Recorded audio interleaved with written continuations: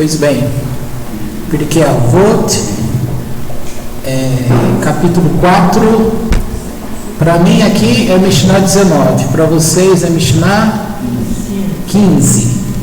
Então aqui diz assim: Rabi Yanai diz: não está a nosso alcance entender ou explicar o sossego dos maus, nem o sofrimento dos justos.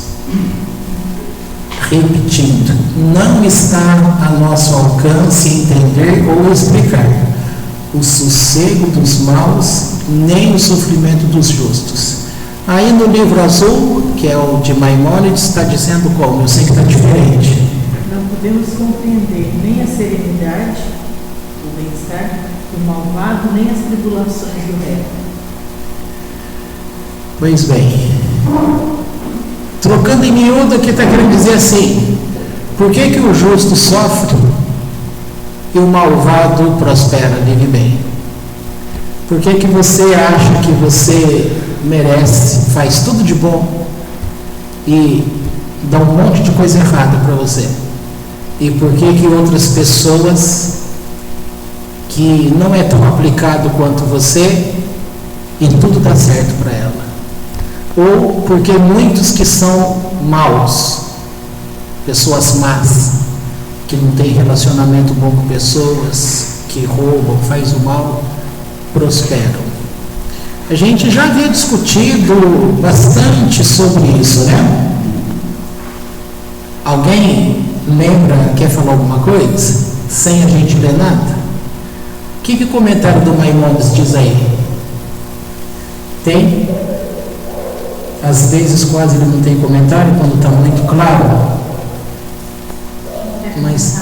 hã? Não, até ele absteve. É mais apropriado para uma pessoa ser aluno de sábio do que ser mestre de inferiores. No primeiro caso, ele progride. Já no segundo, ele regride. Entenda aquilo que já explicamos no sistema da Suprema Corte. É isso?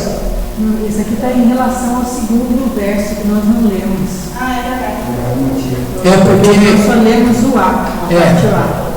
E o comentário que ela leu é em relação à parte B. Esse aí vai ficar para a semana que vem. Então, é porque aqui nesse outro livro ele faz tudo dividido, individual. E aí no livro do Maimônides ele está juntando, por isso que dá essa diferença. Eu estou na Mishnah 19 e aí vocês estão na 15. Então, pois bem, deixa eu ler aqui porque não é tão grande assim. Olha que legal. Um dos problemas mais difíceis e impenetráveis com os quais as mentes pensantes e reflexivas têm de se deparado e continuam a lutar para entender é se existe uma deidade boa e justa, no caso Deus, onipotente e infinitamente bom, como podem a maldade e a injustiça florescer enquanto as causas nobres da virtude e caridade lutam desesperadamente para sobreviver? Por que existem iníquos que prosperam e virtuosos que sofrem? Segundo Rabi Yanai, a resposta encontra-se fora do nosso alcance.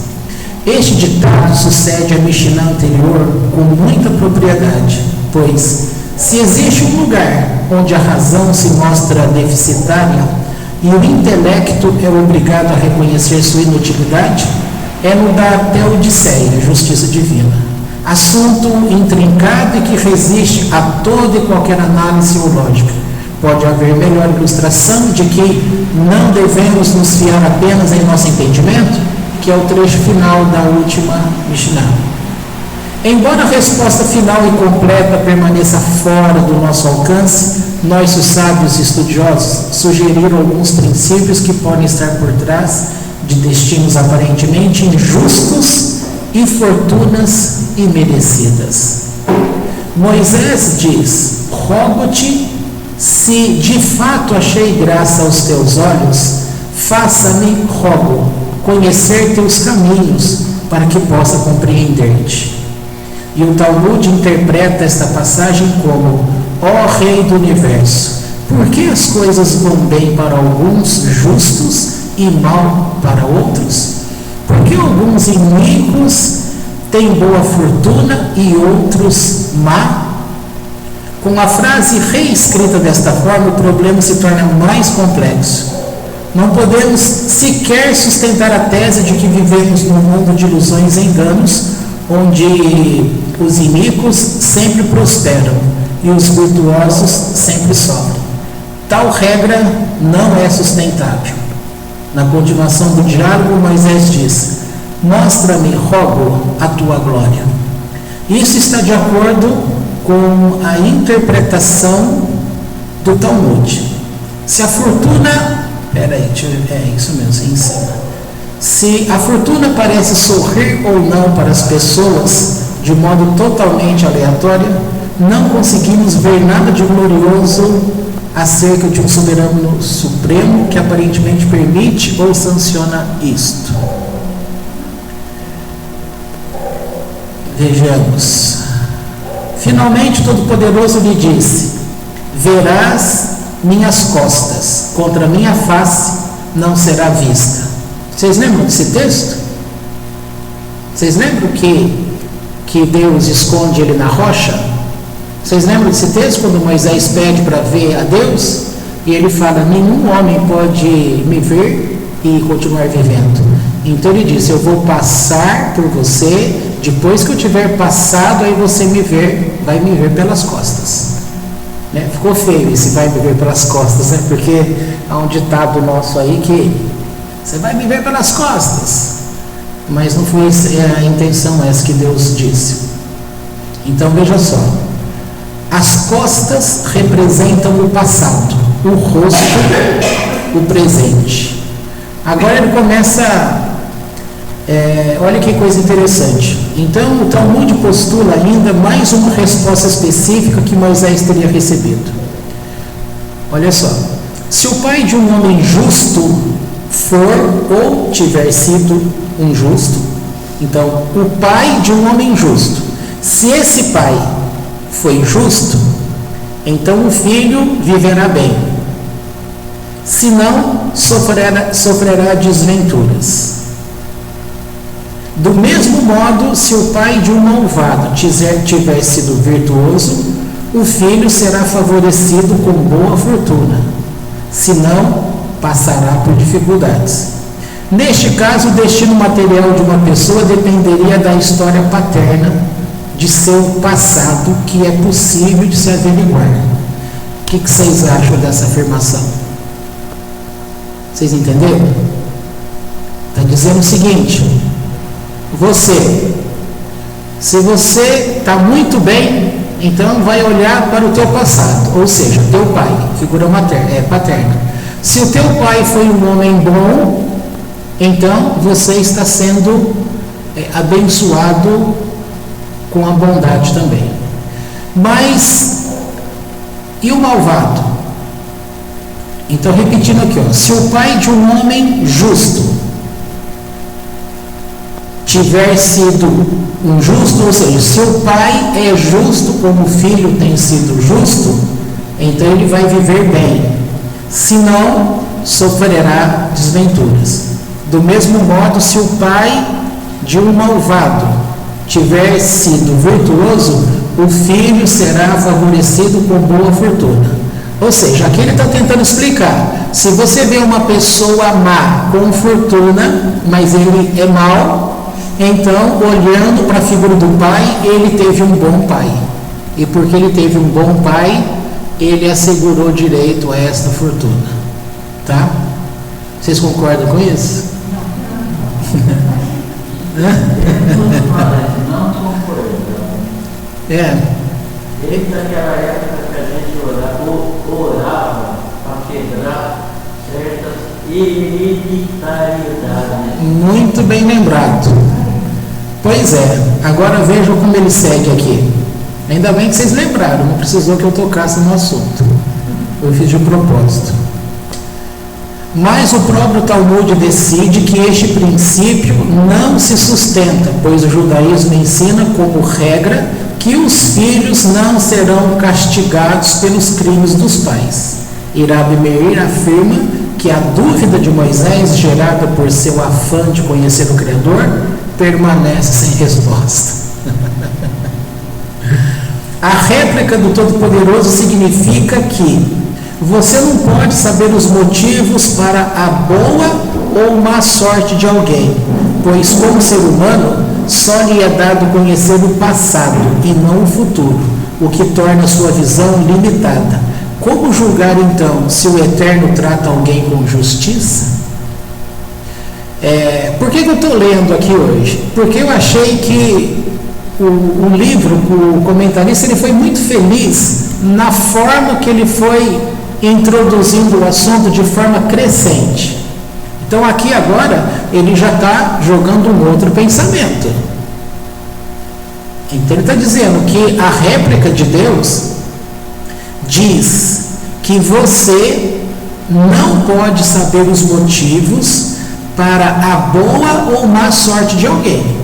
Então, seu pai gerou um filho, esse filho é mau e ele tem fortuna, não interessa você ficar querendo saber por que um pai bom teve um bom filho, porque um bom pai teve um mau filho.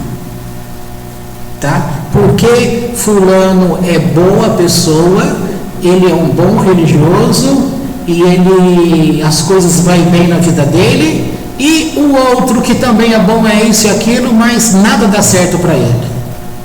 E a gente adora ficar tentando jogar com a situação. Ele vai entrar nesse assunto daqui a pouco. Tá? Então veja, ele começou introduzindo o assunto da Mishnah dizendo que este assunto não foi permitido à mente humana compreender. Isso fica sem resposta. Aí ele começa dizendo que Moisés pediu para ver a face de Deus. Deus não permitiu que visse, a não ser o passado. Você vai poder ver o passado. O hoje, o futuro não. Tá? Que é a questão costas e rosto. Depois ele introduz a questão sobre a figura paterna, se foi boa ou se foi má, acarreta alguma coisa. Bom, é sabido que em termos históricos, os patriarcas, eles tiveram um bom trabalho, fizeram um bom trabalho e tiveram uma boa sorte. E esta boa sorte deles tem sustentado as gerações que vieram depois deles. Por isso há o dito que as gerações futuras estão nos ombros dos patriarcas. Isso aí, creio que você deve lembrar, que já foi falado bastante vezes.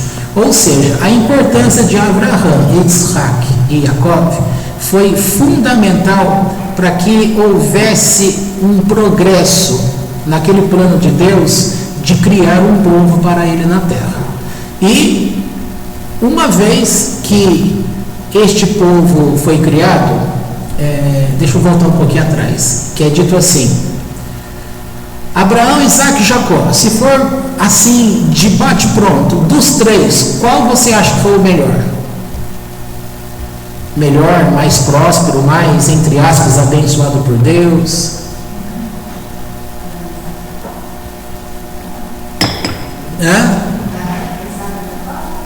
Entre os três. Pai, filho, neto. Foi o pai, foi o filho ou foi o neto?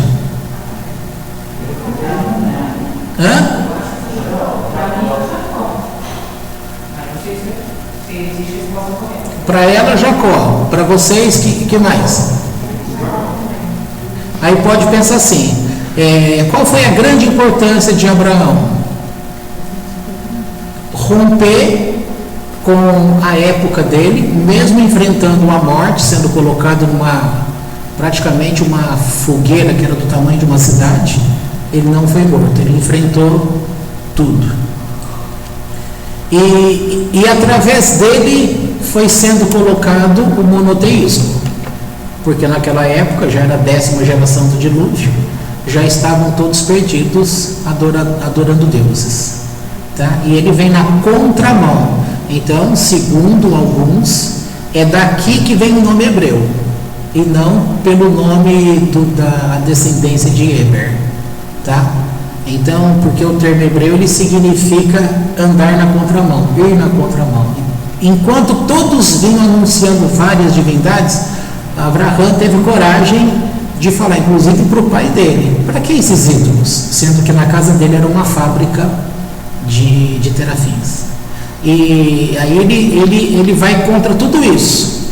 Mesmo o rei, o Nimrod, quando ficou sabendo, mesmo ameaçando de morte, ele não teve medo, ele continuou. Então ele foi na contramão, por isso ele passou a ser chamado de hebreu, tá?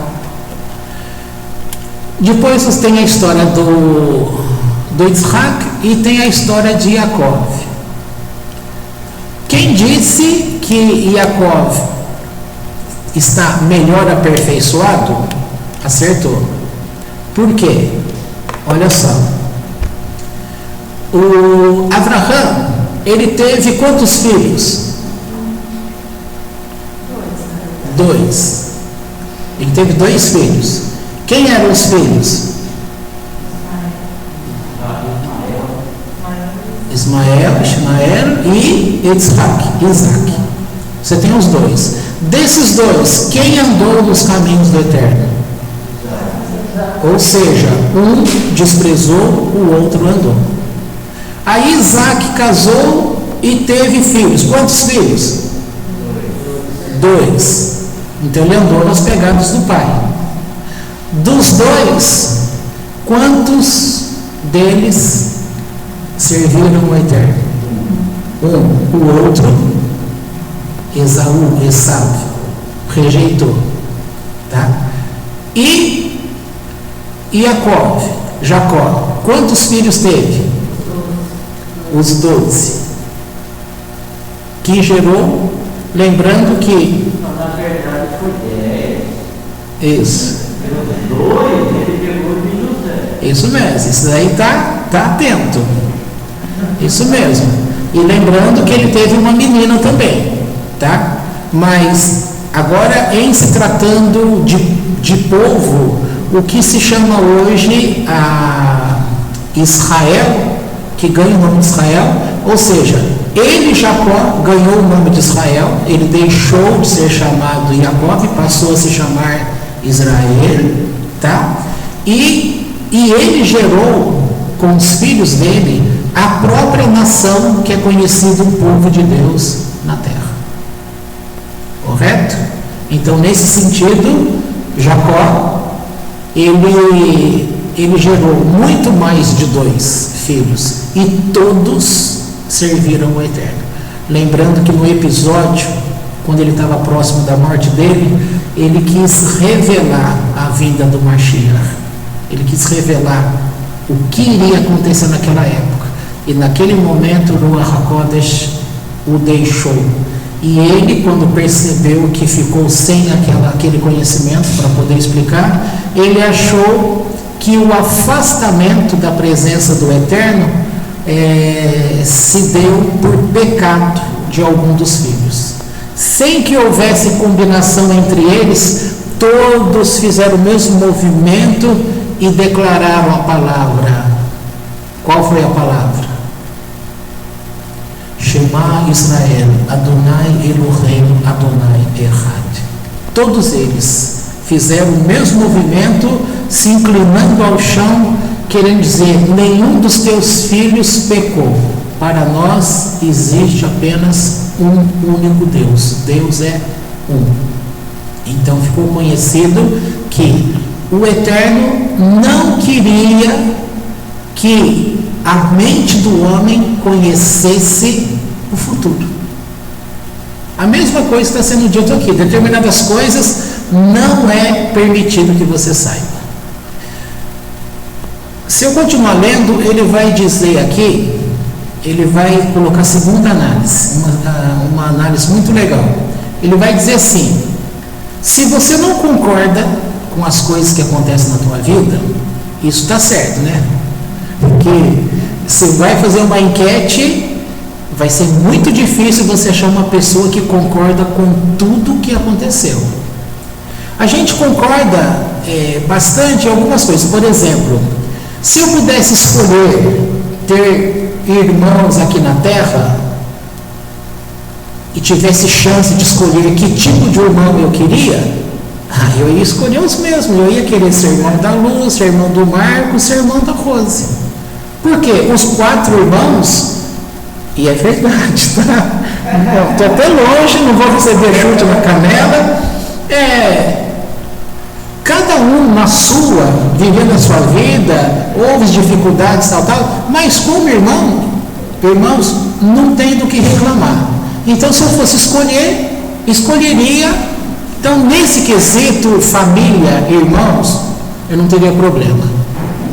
Se eu fosse escolher que tipo de filho eu gostaria de ter, eu também escolheria ter o mesmo filho, do mesmo jeito que ele é. Também está perfeito. A mãe, o meu irmão escreveu uma carta uma época que disse que se fosse me dado o direito de escolher qual a mãe que eu teria aqui na Terra, eu escolheria novamente você. Então, escolhas assim, tem muitos irmãos que falam, eu não queria ter o irmão que eu tenho, não. Eu conheço um monte de gente assim. Tem gente que fala, eu não queria ter o tipo de mãe que eu tenho, nem o tipo de pai que eu tenho.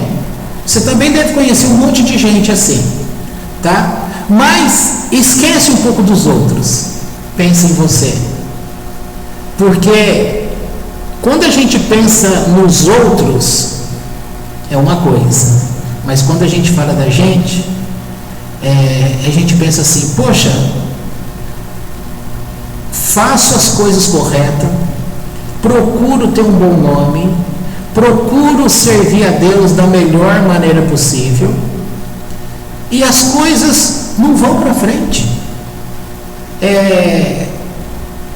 Em termos de maldade, que nem na roça, cada enxadada é uma minhoca. Né?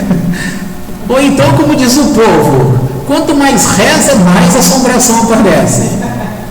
Então tem gente que a vida deixa a pessoa cansada, porque ele acha que ele é bom, que ele tem feito tudo de bom, que ele é uma boa pessoa, e não prospera. Esse não prospera, eu não estou falando só de vida de dinheiro, tá? Embora a parte de conquista de dinheiro é o que todo mundo vê. Por isso que é dado aquela palavra, que infelizmente o homem vale segundo o saldo da conta bancária dele. Ou eu não estou valendo nada, porque nem conta eu tenho. Um monte de gente está assim, né? Mas, brincando ou não, você vai ver que na prática ainda é assim que funciona. A pessoa tem valor quando ela começa a mostrar que ela tem coisas. Aí ele coloca uma situação aqui dizendo assim, bom, isso que eu estou falando significa, eu e você, conforme a gente analisa a nossa posição, a gente questiona a ação de Deus, tá?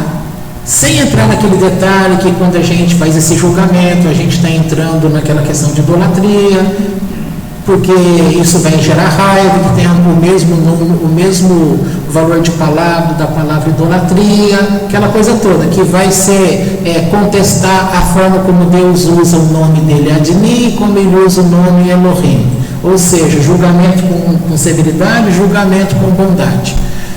Sem entrar nesse quesito, a questão é que quando a gente julga as nossas atitudes, a gente diz que é injusto que coisas boas não aconteçam para a gente.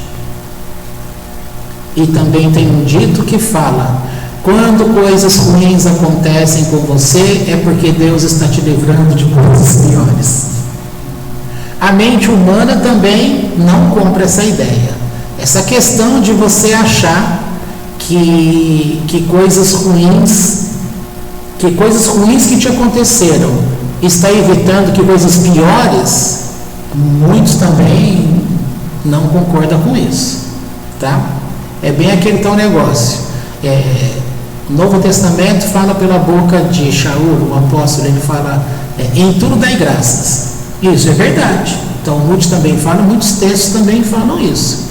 E muitos dizem, como que eu vou dar graça, agradecer, quando todas as coisas me vão mal? Então, isso é uma análise muito legal de poder pensar. E vem este sábio e fala, isto não é dado à mente do homem conhecer. Aí a próxima palavra que vem aqui, deixa eu ver se é isso mesmo. Então aqui ele fala do Todo-Poderoso. É isso mesmo, olha só.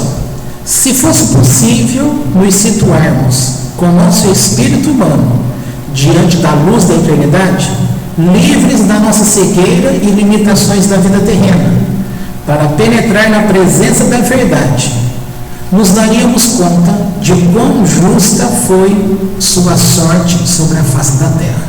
Poderíamos descobrir as causas dos eventos mais paradoxais de sua vida.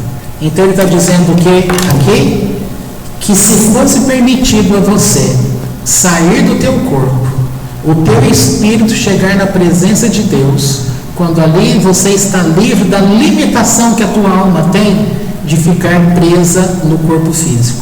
Quando você está diante da eternidade de Deus, o que tem diante da eternidade de Deus?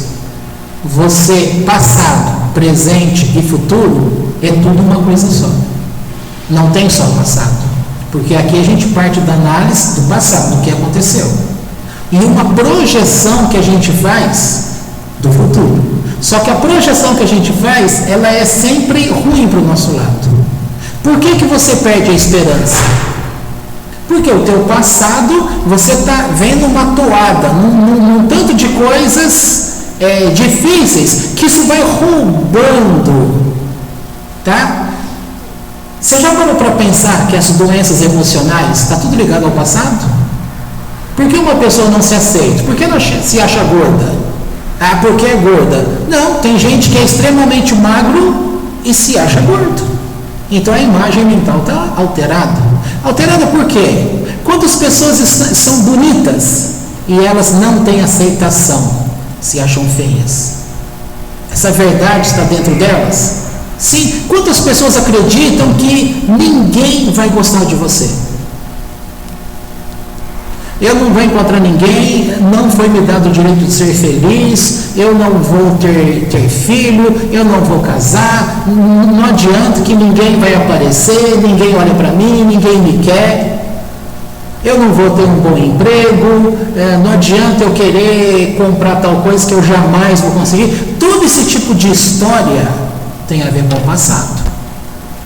E aí o futuro, que também não é dado ao homem saber, aí a pessoa projeta por conta própria. Só que quando ela projeta aquilo que é de ruim dentro dela. A psicologia trabalha muito com essa questão da projeção, quando a pessoa projeta. Por isso que se fala que o amor é cego, surdo e mudo. Por que projeta? Porque ela projetou. Ué, mas será que ela não viu que aquele homem não prestava? Todo mundo falou, não casa, esse homem não presta. Está cega, surda, muda. Por quê? Porque ela projetou, o amor é dela, está aqui dentro. Então ela não olha a pessoa, ela pega aquele amor e projeta, ela vê o amor. Por isso que a gente ama a nós mesmos, no outro. Tá? Então aqui ele está dizendo bem isso, que se fosse dado o direito para você, como no aniversário a gente pede, Deus, permita uma gota do Mazal. Vocês lembram dessa ideia? Que no dia do aniversário, se você puder compreender nessa gota de Mazal, o que você vai conhecer? Você vai conhecer a tua história do começo ao fim, porque ali não tem passado, presente e futuro, ali é a tua história completa. Aí você vai até conhecer coisas, acontecimentos que vão acontecer num futuro mais próximo. Tá? Mas é fácil as pessoas terem essa experiência? Não, não é. Então a ideia que ele está dizendo é: suponha que você consiga ser tirado do teu corpo e levado à presença do Eterno, e ali você não tem a limitação do teu corpo. Então a tua alma, ela tem um entendimento diferente, mais completo. E estando diante da verdade do Eterno, aí você vai realmente conhecer todas as coisas. E aí você vai olhar para baixo, claro que isso é alegórico, você vai olhar para baixo e vai ver a tua história. O que você vai testificar, ele está falando? Que foi justo as coisas que você viveu. Aqui a gente tem que fazer um parênteses, porque a gente vinha falando muito tempos atrás sobre uma escolha que nós fizemos. E o que a gente mais fala depois dessa escolha é como que eu fiz uma escolha dessa? Como que eu fiz? Por que eu fiz uma escolha dessa? Para sofrer? Para ser amargurado? Para ser mal visto, mal falado pelas pessoas? Infeliz? Como? Como? É simples. Não dá para comparar o que é a nossa mente pensante hoje com aquilo que é o intelecto. Primeiro, existem palavras que você conhece no português que, em se tratando de vida espiritual, ela tem uma outra conotação, tá? Uma delas é pai. Para você já conhece a palavra pai. Não interessa se você conhece como father, como daddy, como padre, papá, como Av, não interessa. Avi, não interessa a palavra, em qual vernáculo você conhece a palavra pai. Ela é conhecida, ela é existente, você tem uma prática com essa palavra. Então ela já tem um conteúdo. O conteúdo é: se você tem uma imagem de pais bons com aqueles que te cercam, você tem uma imagem boa de pai, embora você reconheça que o teu pai não prestou, mas você ainda conseguiu pegar uma imagem boa de pai por causa daquilo de bom que você viu ao teu redor. Mas quando uma pessoa vê uma figura muito ruim do seu próprio pai e não conseguiu ter amigos onde ele pôde extrair da relação deste pai com estes amigos uma coisa boa, qual é a imagem que ele vai ter? Ruim. Então, como que ele vai compreender Deus como pai? Que imagem ele vai ter de Deus? Quando essas coisas começam a acontecer, que tipo de visão de Deus ele vai ter? De Deus soberano? Claro que não. Vai ver qual é a diferença dele para o pai que eu tenho ou tive. Tá? E aí fica complicado. Mas quando, então eu estou dizendo, uma palavra pai é essa que já causa essa confusão. Uma outra questão é a palavra intelecto. Intelecto, ela está relacionada ao cérebro, como informa a Kabbalah. Lembrando a meditação, aquela luz vem, cérebro, coração, fígado, coração, cérebro, cérebro, coração, tá? Onde caminha essa energia.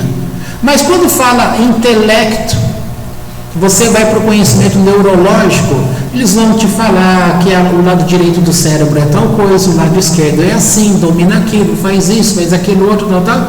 E você também conhece o termo intelecto, uma pessoa inteligente, uma pessoa que domina matemática, uma pessoa que domina determinado tal, vinculado com o intelecto, ou como você acostumou muito com o termo QI, quociente de inteligência, tá? Aí um tem QI alto, o outro tem QI baixo e vem aquelas coisas, um é burro, o outro é inteligente, um é sábio e vai por aí afora, tá? Mas quando se ouve uma palavra dentro do ensino judaico como intelecto, não significa nada disso. O significado não é esse que você conhece dessa palavra intelecto. Não quer dizer isso. A mesma coisa você vai usar pela palavra pai. A forma de Deus como pai agir, está aí uma coisa que a tua cabeça, esse intelecto humano, não consegue captar. O intelecto do judaísmo, ele está fazendo menção a Neshama. É aquela alma que está conectada com Deus. Por que os intelectos? Porque intelecto está ligado com Chokhmah, sabedoria. Então você faz uma ligação, sabedoria e intelecto. Tá? Pois bem, voltando. Se como corpo espiritual fosse permitido de você estar diante do Eterno, sem a limitação da tua alma no corpo, diante dele como verdade, você estaria realmente vendo as coisas como são. E aí você iria compreender o quanto Deus foi justo com as coisas que aconteceram na tua vida. Só que enquanto nós estamos vivendo essas coisas aqui, nós não analisamos justiça, porque para nós, tudo que acontece com a gente é injusto. Deu para compreender o que ele está querendo dizer? Deu? Trocando no miúdo, como diz o caipira, trocando em miúdo, enquanto você está neste corpo, a tua análise sempre vai ser distorcida. Distorcida porque a nossa mente não consegue compreender. É o que o sábio está dizendo. Você não vai conseguir. Porque aqui a gente está sujeito a todas as coisas que nos envolvem. Só que nós temos uma mente muito pequena. Agora, o que ele está dizendo aqui? Se fosse possível situarmos com o nosso espírito humano diante da luz da eternidade, livres de nossa cegueira e limitações da vida terrena, para penetrar na presença da verdade, nos daríamos conta de quão justa foi sua sorte sobre a face da terra. Poderíamos descobrir as causas dos eventos mais paradoxais de nossa vida. O Natsiv encontra confirmação desta ideia no Talmud, em uma declaração do Rabbi Ahaben Hanina. Bem diferente deste mundo é o mundo vindouro. Agora, olha, agora já vai ampliar um conhecimento que nós já discutimos aqui também. Neste mundo, dizemos, pelas boas notícias, a bênção Hatov Hametiv. Bendito seja tu, ó Eterno, que és bom e fazes o bem. E sobre as más novas, se diz Baruch Daya Haemet, bendito juiz da verdade. No mundo vindouro, a bênção Hatov Hametiv será usada sempre. Qual é essa bênção? Hatov Hametiv. A bênção é: bendito sejas tu, ó Eterno, que és bom e fazes o bem. No mundo vindouro, isso vai ser muito fácil compreender, mas enquanto você está aqui, você tem dificuldade com essa palavra.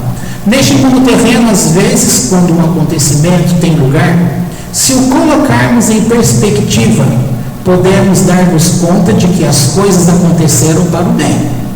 O Todo-Poderoso foi realmente um Hatov Hametiv, um soberano benevolente. Mas, no começo, quando as coisas estão incomodando e machucando, nossas mentes finitas não conseguem detectar nada de bom nelas.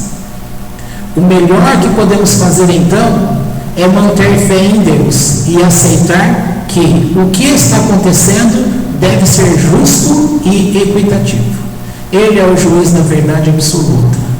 No mais além, o passado, presente e o futuro podem todos serem conhecidos. Todas as relações complicadas e fatores ocultos podem ser vistas. Assim, reconheceremos que ele é Hatov Hametiv. Deu para entender isso? Que quando coisa acontece na tua vida, você não consegue enxergar aonde está essa bondade de Deus e a justiça dele. Mas quando você estiver no Olam Rabá, você vai ter a recompensa das coisas. Isso aqui está ligado com o que foi falado sobre aquele que foi bom e não tem recebido todo o direito de bondade aqui, tá? Porque num outro momento é dito, Deus não tem pressa de abençoar aquele que é justo. mas ele tem pressa, e é quase que instantâneo abençoar aquele que é mau. Quando o mal faz alguma coisa boa, ele recebe a recompensa quase que em seguida. Para quê? Para que no julgamento, no Olam Rabá, ele não vai ter como contestar, ele vai ser castigado, tá? Não sei, que a gente já discutiu algumas coisas assim aqui, e já ficou para vocês que para o justo, assim que ele morre, ele vai ter acesso à recompensa que ele adquiriu. A recompensa que ele não foi recompensado aqui, porque não houve pressa dos céus para recompensar a bondade dele aqui, porque Deus queria testificar o quê? Para Deus o importante é a recompensa na eternidade, entendeu? Então ele não tem pressa. Agora aquele que faz a maldade, Deus tem pressa em dar a recompensa dele aqui, porque no pós-morte, para ele, não tem recompensa, não tem coisa boa, vai ter coisa ruim. Tá? Bem grosso modo é assim. Vamos seguir aqui. Agora, uma outra forma. Olha, mas vejamos o problema novamente. Perguntamos por que algumas boas pessoas sofrem e outras más prosperam. Então estamos assumindo, agora olha que legal. Então, perguntamos, por que algumas pessoas sofrem e por que pessoas boas sofrem e por que algumas pessoas más prosperam? Então estamos assumindo que sabemos quem é realmente iníquo e quem é justo. Porque você já está julgando. Por que fulano de tal que é tão bom, ele sofre? E por que fulano de tal que é tão ruim, prospera? De onde você tirou isso? Da tua observação. Mas o que você sabe da verdade dessas situações de um e de outro? Ainda que ele seja sua mãe, seu pai, seu irmão, seu amigo íntimo. De onde você tirou? Como que você conhece isso? Então ele segue aqui. Isso implica em duas categorias exatas, definidas e imutáveis de seres humanos, o bom e o mau. E que uma vez que a pessoa tenha sido designada justa, não deveria ser castigada por nenhum motivo, enquanto a malvada não deveria ser premiada em hipótese alguma. E significa que sabemos o que é prosperidade e o que é aflição. Olha como é legal esse tipo de pensamento. Você parte de um ponto que você está querendo dizer, eu sei o que é justo e sei o que é injusto. Eu sei o que é prosperidade e sei o que é aflição. E que uma é sempre boa e a outra é sempre má. Todas essas suposições, diz Dom Isaac Abravanel, podem ser questionadas. Esse é o parente lá do Silvio Santos, Dom Abravanel.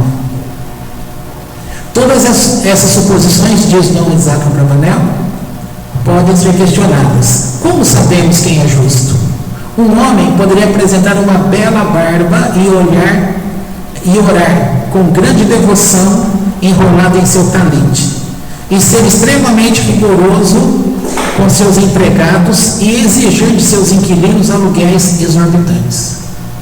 Já está dando para ver a diferença? Então aquele que você vê numa sinagoga, o talite, aquele chale de oração, está tudo coberto, está tudo ali, é parece aquele justo perfeito. Você está conhecendo sempre um lado da moeda. E o outro lado, você não vê o que ele faz com os empregados dele e o que ele faz com as propriedades que ele possui. Então aqui essa ideia que ele está tratando. Nós só veríamos a sua religiosidade manifesta. E quando o céu apresentasse a conta, poderíamos bradar ao Eterno, não é justo. Outra pessoa pode parecer não ser nada religiosa, ainda que participe de alguns atos heróicos de bondade, pelos quais é compensado com sua atual fortuna. Por outro lado, podemos julgar realmente se estas pessoas são felizes ou não? O indivíduo pode ter um carro magnífico e uma casa de campo, e ser infeliz e aflito, justamente devido a esta riqueza e aos efeitos desta sobre os seus filhos. Você não sabe que isso aqui também é verdade? Quantas pessoas ricas se matam por depressão, angústia, tristeza e infelicidade? Já certos trabalhadores que mal ganham o suficiente para sobreviver podem levar uma vida feliz e ver seus filhos crescerem fortes de caráter. Este pode ser o sentido de não estar a nosso alcance entender ou explicar o sossego dos maus, nem o sofrimento dos justos. Essa novela da Globo que começou aí tem mostrado uma situação parecida com essa daqui. A mulher foi despejada de casa e dorme no chão, na rua com o marido, mas um ama o outro, nesse sentido eles são felizes. Mas você vai pensar, até quando? Não tem o ditado, quando a tristeza, a prova entra pela porta, o amor sai pela janela? Aí alguém pode dizer assim, mas nos outros capítulos apareceu que o ex-namorado dela, que do passado, que agora é rico, soube da situação, foi lá e ajudou, deu uma casa para eles. Então já ajudou. Aí você pensa assim, ninguém deu uma casa para mim, ninguém me ajudou. Então são situações. O mesmo se aplica ao justo que sofre desventuras. Cadê o Gabriel? Bom, deixa para lá. O livro do Tânia, vocês ouviram falar do termo Benoni. Ele também começa a tratar do assunto do tzadik perfeito, o tzadik imperfeito. Tá? Então a situação diz que aquele que já conseguiu dominar totalmente o seu Yetzer Hara, ele tem um controle completo. Então aqui ele não precisa sofrer mais. O sofrimento não pega nele, e nem enfermidades e nem problemas financeiros.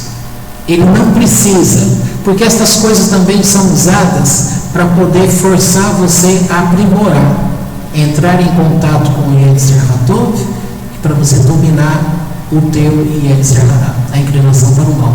Quando essas pessoas conseguem o controle total disso, as demais coisas aqui da terra que serviriam para você provar alguma coisa, não vai ser preciso provar mais nada. Então, esse não precisa mais ter sofrimento algum. Por outro lado, tem o tzadik imperfeito.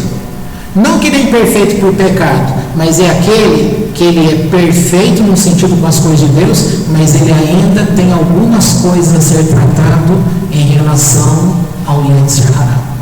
Então, para ele, ainda é importante que tenha desventuras, tristezas, enfermidades, aflições, para poder apurar esse lado do caráter e esse lado da alma. Tá? Eu acho que é isso, ele vai falar um pouco aqui na frente. Deixa eu ver se eu já terminei aqui. Isso. O Talmud indica que este assunto é demasiado complexo para ser explicado com respostas simples e categóricas. Isso é verdade, né? Não dá para taxar com simplicidade. E finalmente apresenta a resposta que Moisés recebeu. Uma pessoa justa, para quem tudo sai bem, é alguém inteiramente virtuoso. Uma pessoa justa que sofre infortúnios não é totalmente virtuosa. Um homem malvado, a quem o destino trata bem, não é completamente malvado. O homem malvado, a quem ocorrem desgraças, é totalmente mau. Quando eu li isso, eu lembrei do que eu falei há pouco sobre o livro do Alter Rebbe, o Tânia, que ele vai falar dos 5 tipos de pessoas, e que o Benoni, ele é o melhor, é o intermediário, porque você vai estar sempre sendo julgado entre uma e outra. A concepção do Midrash é similar. O Todo-Poderoso é exigente com os justos e lhes cobra neste mundo as poucas más ações que cometeram. Assim, ele pode proporcionar uma tranquilidade abundante e garantir-lhes uma boa recompensa no mais além. Já ao malvado, ele outorga tranquilidade e recompensa neste mundo pelas poucas boas ações que tenha realizado, para dar uma punição no mais além. É o que a gente já falou, tá? Então, o justo, você é um justo, faz um monte de coisa boa, você fala, poxa, eu não sou recompensado por essas coisas boas, então de que me vale ser um homem bom? A explicação está aqui. Deus não vai ter essa pressa, porque Ele já sabe que o teu lugar está garantido e a tua recompensa será com Ele. Já aquele malvado, as poucas coisas boas que ele faz, ele já recebe logo a recompensa, porque no mais além não tem nada para ele. Tá? Já está acabando aqui. Certamente é melhor desfazer-se de seus pecados nesta vida passageira para desfrutar de uma ininterrupta felicidade no eterno mundo espiritual. Mas será o destino do malvado realmente justo? É justo pagar-lhe com os prazeres e benefícios ilusórios deste mundo por mitzvot que poderiam recompensá-lo de verdade no reino espiritual? A resposta depende da escolha individual. Cada ser humano é tratado segundo sua natureza e seu real desejo interior. Quando o Todo-Poderoso se aproxima do homem justo, liquidando suas dívidas com o pagamento por seus poucos delitos, a alma, o eu interior, responde firmemente que está disposto a pagar o que é melhor para ela, os bens deste mundo. O homem justo compreende que é preferível ter menos neste mundo e mais no mundo vindouro. Ele pode viver sem um automóvel ou um clube campestre, luxo ou uma residência majestosa, e sabendo que Deus é justo em todos os seus caminhos. Aceita a diversidade com bom ânimo, como parte de um plano preciso traçado pelo Eterno para saldar suas dívidas. Assim, não se preocupa com a ausência de recompensas por sua virtude e mérito, pois sabe que ela o aguarda em outra dimensão da existência, onde o eu espiritual vive assim que abandona seu correspondente físico, o corpo. Você vai falar, é muito bonito ler essas coisas, compreender, quero ver viver. Mas esse é o desafio. Porque senão não ia adiantar nada a gente ouvir aqui e você não fazer força para mudar o teu jeito de ser. Entendeu? Porque essa mudança, ela tem que partir de você. Não é Deus que vai fazer em você. É você que tem que alcançar. Por isso, essas ideias. Quando você alcança um conhecimento, é igual aquele texto do Novo Testamento. Descobriu algo de valor? Vá, vende tudo que você tem e compra aquilo. Mas as pessoas, a gente é educado. Não tem um programa aí na TV fechada que diz você é aquilo que você come? Não é isso, Ivete? Você é aquilo que você come. E o que é que nós comemos? No sentido espiritual. As coisas que a gente come, a forma como a gente só alimenta esse lado terreno das coisas aqui da terra, como que vai compreender as coisas espirituais? Na hora que pensar, mas na coisa de lá, mas quando chegar lá, eu vou me virar. Não, o teu lugar lá, deixa para comprar uma passagem de ônibus ou de avião em cima da hora para ver se você consegue um bom lugar. Consegue? Se conseguir passagem, né? Agora, todo mundo compra com bastante antecedência. A questão é, o teu lugar lá no futuro, na eternidade, você está comprando com bastante antecedência. É aqui. É aqui que você vai provar o teu melhor lugar lá. Mas a gente é o que a gente come. A gente só tem comido das amizades que só pensam as coisas daqui, do nosso trabalho que só pensa das coisas aqui, das pregações do evangelho, de igrejas evangélicas que só falam das coisas daqui. Cadê aquela igreja que fala realmente de eternidade? Me mostra uma igreja, um pastor, um padre que fala realmente das coisas de lá, sem estar relacionado com as coisas daqui. Me fala um. Não tem. Ah, mas o fulano cresceu. Só porque ele cresceu em cima de uma teologia mentirosa. Mentirosa em que sentido? Que induziu a pessoa a pensar onde? Nas coisas daqui. Então, a gente, tudo está relacionado com o aqui, o agora, com as coisas daqui. Ora, é bem o programa que eu estou falando. Você é aquilo que você come. Você alimenta a tua mente, alimenta o teu espírito destas coisas. Como que você vai ter paciência para aguardar o futuro na presença de Deus? Aí você vê um problema que você não percebeu que tem. Sabe qual é o problema? Esperar.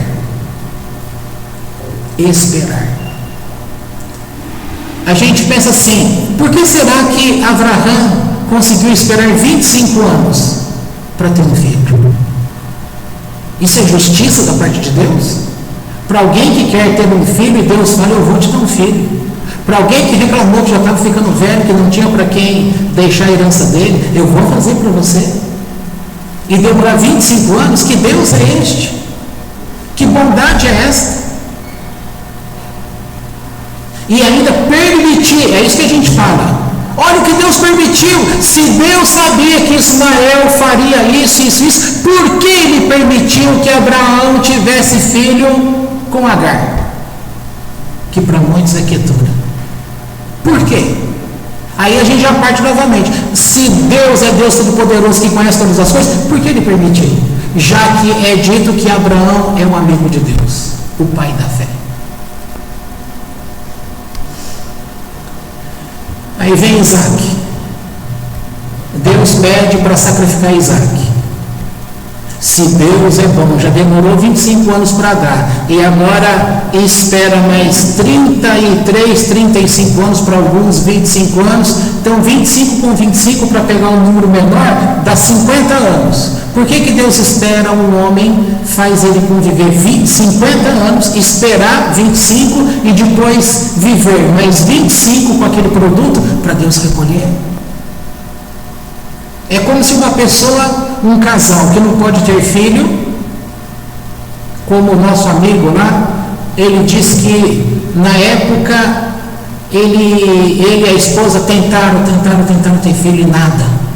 Aí pagaram isso, fizeram consulta daqui, dali, nada.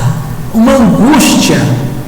Aí não tinha as técnicas de hoje, então na época era in vitro, caríssimo. Eles já iriam partir para isso. Aí quando vê pela televisão aquela comoção toda no Brasil inteiro, que a Xuxa estava grávida para ter é Sasha? Para ter a Sasha. Ele disse que quando ele ouviu aquilo, ele contou para mim e para a avó, não sei se a senhora está lembrada disso. Ele disse que deu um ódio da Xuxa. Mas o que a Xuxa tem a ver com isso? Com a vida dele. E deu um ódio, ele disse que ele teve tanto ódio da Xuxa, do Zafir e da menina que nasceu. E ele disse, essa mulher aí xingou e falou tudo de ruim, como se conhecesse. Porque a gente conhece só o lado que a mídia coloca, o que a gente lê no jornal e na revista. Nós nunca sentamos com ela e vimos quem é a pessoa, mas o julgamento é, essa infeliz, essa amaldiçoada, essa isso, aquilo, ela pode ter filha e eu, que sou uma pessoa boa, não posso ter filho. Aí passou 6 meses desse caso, ou seja, a Sasha estava com 6 meses de idade. Agora, se já tivesse nascido, né? Ou se era na gestação em si, então, quando ela estava na gravidez de 6 meses, aí a esposa dele ficou grávida, que é o menino que eles têm hoje. Que ele fala, esse menino foi uma bênção de Deus. Tá? Compreende como que é a mente humana? Como são as coisas? Então, viver é uma arte. Tem um livro que chama A Arte de Viver Bem.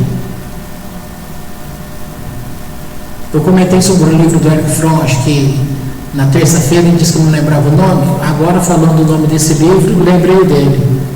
O nome nome do livro é A Arte de Amar, do Eric Fromm. Não querendo cortar, não tem nada a ver, se não me engano, depois vai passar de novo o Céu é o Limite. Na Bandeirantes, CCB, ou uma dessas três. Eu vi o anúncio aí do filme. Então, para a gente compreender e encerrar, nós alimentamos a nós mesmos muito mal. A gente, usando o gancho, nossa, só para ler mesmo, usando o gancho lá, você é o que você come. Então, pegando esse gancho, a forma como nós comemos a espiritualidade, primeiro, existe muito mau alimento para você comer para o corpo físico, não tem? Muito mal, produtos ruins, mas é o que tem, é o que a gente tem que comer. E dentre isso que já está tudo complicado, você às vezes não tem condições de bancar aquele produto que é bom. Em sentido espiritual é a mesma coisa. Você ter acesso ao produto bom, você tem que trabalhar, você tem que ter esforço. E vem aquela questão, como que eu vou saber se não tem quem me oriente? Aqui também é um outro problema. Como eu já te disse, enquanto igreja católica, igreja evangélica, o que mais se fala da bênção de Deus está relacionado com esse mundo. Então, onde está o caminho para você crescer no sentido espiritual? E enquanto os judeus é dito, claro, o judeu tem tudo de bom com Deus, é o povo mais rico da terra. Tem judeu pobre? Tem. Tem judeu que passa fome? Não sei se tem, mas vamos supor que tenha. Mas é uma quantidade muito pequena? É. Ou seja, aprender como é que você alimenta a tua alma. Se você alimentar a tua alma nesses conceitos que você vem aprendendo, que são coisas que você por acaso está ouvindo agora, muitos já faziam coisas boas assim. Outras, se é o teu caso, está ouvindo agora, então procure reformular o teu jeito de pensar. Porque se você ficar com os conceitos que você já tem, ele tem te deixado angustiado e sempre questionando a Deus.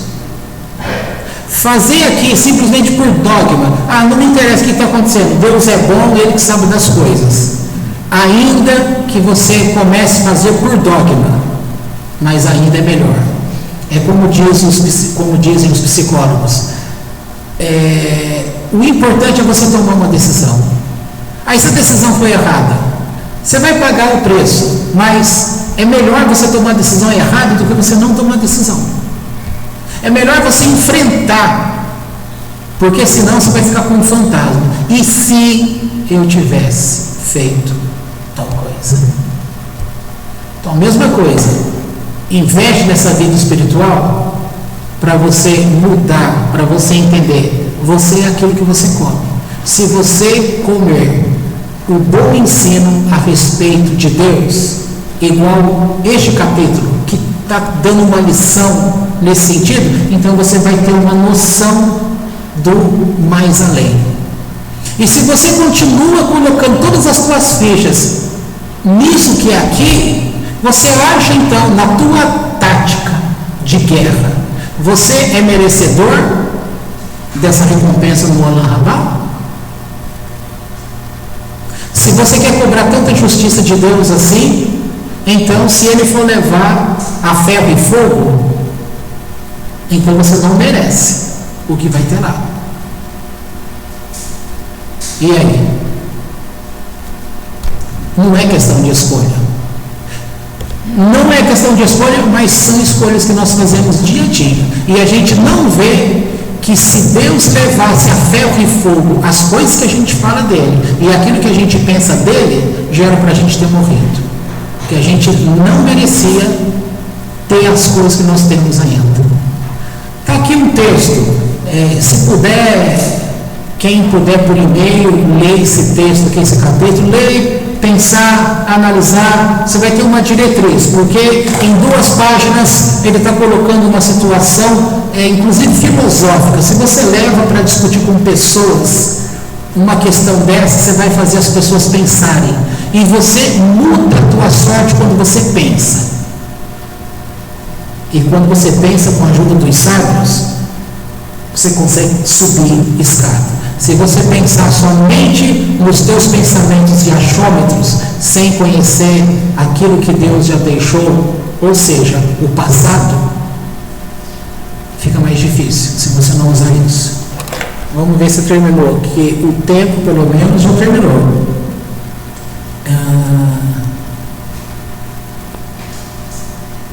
O homem justo compreende que é preferível ter menos neste mundo e mais no mundo vindouro. Ele pode viver sem um automóvel, sem um clube de campo, luxo ou residência majestosa, sabendo que Deus é justo em todos os seus caminhos. Aceita a adversidade com bom ânimo. Isso aqui as pessoas não aceitam.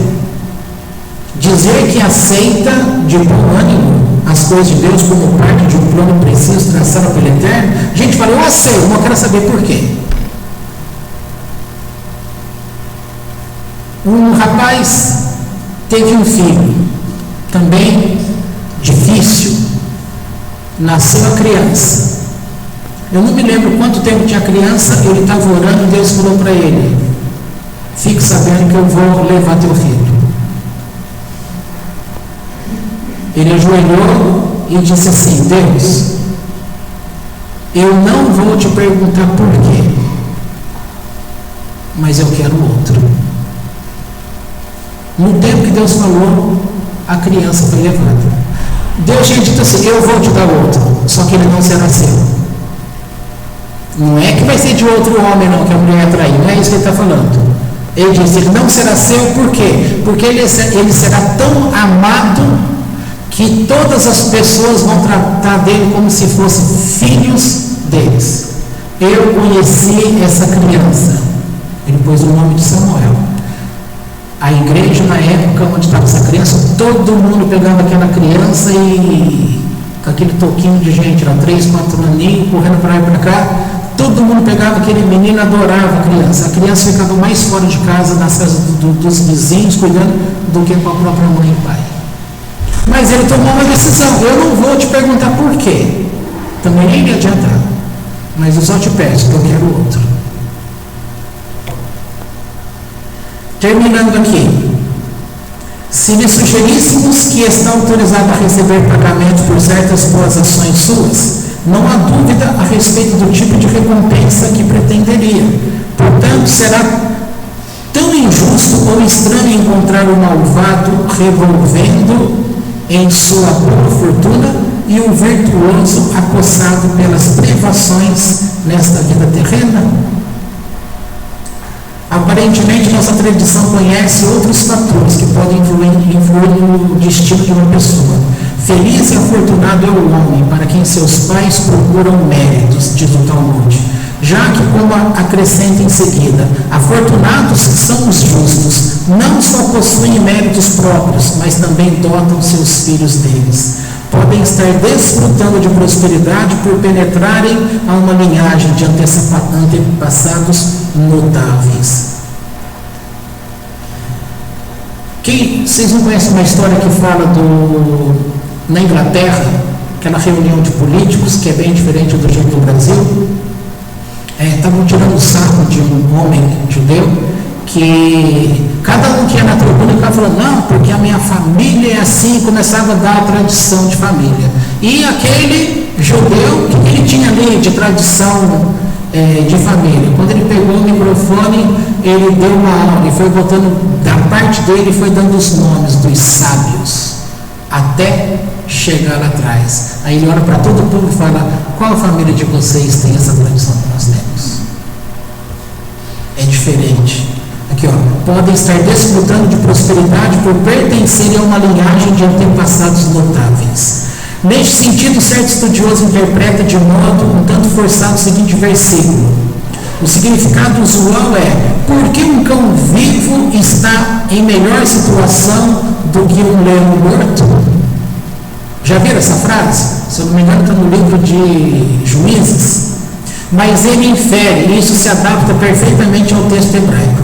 Porque um cão vivo é afortunado por causa de um leão morto. Tá? Quem é melhor? Um cão é melhor um cão vivo que um leão morto. Tá? Claro que vai ser melhor. Se o leão tivesse vivo é diferente, mas o leão está morto.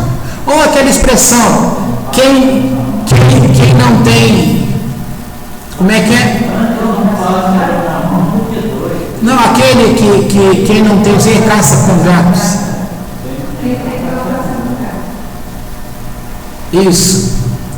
Isso aí o professor de português explica, que é um modo errado da gente interpretar essa frase, né? Deixa eu procurar aqui. Se uma pessoa lhe parece mesquinha, desprezível, um autêntico cão desfrutando de boa fortuna, esta pode prover dos méritos de seu falecido pai, que era realmente um leão em sua dignidade celestial. Aqui, voltou lá naquele ponto, que a pessoa está recebendo a herança do pai. Seria apropriado neste ponto destacar como o comentário Sefer Mussar entende essa Mishnah. Em nosso livro de experiência, não temos nem a tranquilidade, nem bem-aventurança de que o malvado goza neste mundo, nem as aflições de que padece o justo, como símbolo do amor do céu, para aumentar sua recompensa no mundo vindouro. Em outras palavras, se você foi abençoado com boa fortuna e felicidade, não creia que é malvado, e portanto está recebendo todas as suas boas recompensas neste mundo. Do mesmo modo, se estiver sofrendo, isto não é um sinal de que você seja mais virtuoso do que os outros e está sendo castigado neste mundo. Não tenha por certo que você é malvado e toda a esperança está perdida. Não creia que é infinitamente justo e, portanto, não precisa fazer boas ações. Em nosso tempo, não experimentamos nem grandes deleites, nem grandes tribulações. Estamos a meio caminho e devemos continuar nos esforçando para nos enriquecermos com mais Torá e boas ações. Esse parágrafo aqui é o texto do livro do Tânia, quando começa dizendo o juramento que é feito ainda na eternidade. Se te disserem que você é bom, não acredite. Se considere um perverso. Mas se disserem que você é um perverso, não acredite. A mesma coisa. E está falando sobre a questão do Benoni. Podemos a interpretar de outra maneira. Não está ao alcance de nossa capacidade de suportar o bem-estar tranquilo do malvado ou as aflições dos justos. Provavelmente não resistiríamos às tentações da boa fortuna e luxo extremo, que tornam tantas pessoas iníquas, nem aceitaríamos como equanimidade as excessivas aflições que alguns de nossos grandes sábios estudiosos suportaram, como Jó, por exemplo. Somos pessoas simples, de baixa estatura espiritual. Podemos nos sair melhor em um clima de vida moderado, com alegrias e problemas moderados, grande aflição, sofrimento intenso ou fardos insuportáveis podem fazer a fé de alguém se arrebentar. A esmagadora dor da pobreza, afirmaram os sábios, é uma das 3 causas que fazem o ser humano ir além do seu próprio bom senso e do bom senso do Criador. Analogamente de analogia, poucas pessoas poderiam suportar a tentação de uma riqueza súbita.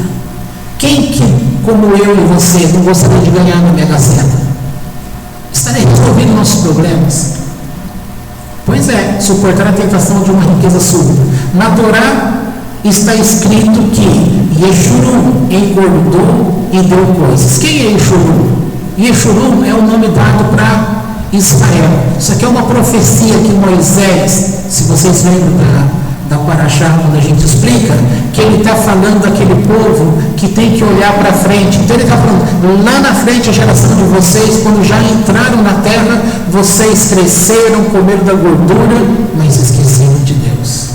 Então aqui está dizendo, na Torá está escrito que Yeshurun engordou e deu coisas. Uma profecia terrível de que com a prosperidade e opulência o povo de Israel iria procurar apagar qualquer vestígio de sua fé e rejeitá-la. Nossa oração é para que o Todo-Poderoso nos dê tudo com moderação, nas proporções que Ele sabe serem melhores para nós. Outra interpretação para as palavras do Rabi Anai pode ser: Não parece estar dentro de nossa esfera de interesse a preocupação, seja com a prosperidade dos malvados ou o sofrimento dos justos. Nossa Mishnah talvez lamente e critique o fato de que a comunidade judaica pareça ter perdido muita de sua clássica sensibilidade aos males e abusos que em épocas passadas causaram tanta preocupação. Houve um tempo em que nossos profetas trovejaram e se enfureciam diante da injustiça, o mal e depravação que viam à sua volta, cuidando pouco de seu próprio bem-estar e segurança. Na época de Rabi Hanai, aparentemente as coisas não eram assim. Enquanto os virtuosos sofriam, os vilões cuidavam de si mesmos e a comunidade, totalmente desvalida, se desinteressava do problema. E hoje, o que ocorre? Parecemos aceitar com equanimidade as campanhas contra o Estado de Israel e assistência e estímulos aos inimigos de nosso povo. Ninguém parece estar muito angustiado, porque nossos melhores estudiosos ou instituições de ensinos judaicos estão em dificuldades econômicas. Esta insensibilidade é um espantoso sintoma de paralisia ou atrofia que afeta todo o corpo da comunidade judaica. Faríamos bem em tornar nota desta ideia que surge a partir das palavras da nossa Mishnah. Pois bem, aqui encerrou o comentário. A gente leu o comentário todinho.